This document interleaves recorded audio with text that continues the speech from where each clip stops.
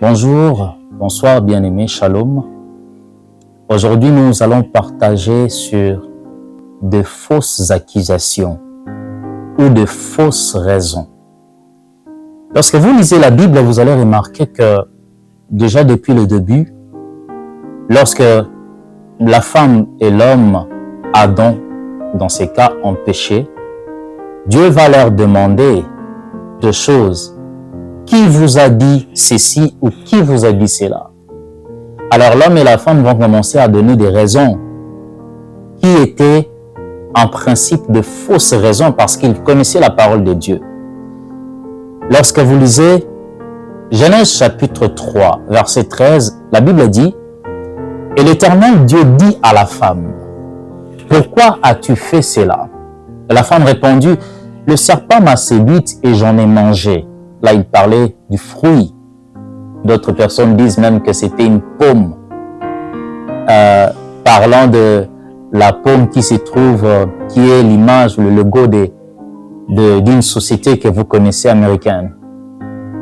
Et l'Éternel Dieu dit au serpent, puisque tu as fait cela, tu seras maudite. Mais avant que le Seigneur n'arrive au serpent, il avait demandé déjà à l'homme et à la femme, pourquoi vous êtes arrivés jusqu'à ces points? De fausses raisons, juste pour justifier notre désobéissance.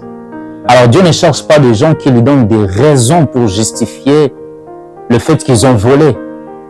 Dieu ne cherche pas de personnes qui lui donnent des raisons par le fait que vous avez commis l'adultère. Dieu, si c'était ainsi, David n'allait pas dire, Seigneur, j'avais tellement besoin de faire l'amour avec une femme. Mais Dieu cherche des gens qui ont un cœur pur et qui savent reconnaître leurs fautes quand il le faut. Et des fois, par la sagesse, lorsque nous prions, pourquoi nous disons au Seigneur qu'il puisse nous pardonner même de péchés qu'on n'a pas cerné, de péchés peut-être qu'on a oublié? C'est parce que Dieu veut une attitude de cœur. Raison pour laquelle, bien-aimés, chers frères et sœurs, le Seigneur ne veut pas que nous puissions lui apporter des raisons, mais Dieu veut que nous puissions lui apporter notre âme, notre cœur, repenti, avec humilité, afin qu'il nous pardonne réellement. Est-ce que le Seigneur vous bénisse?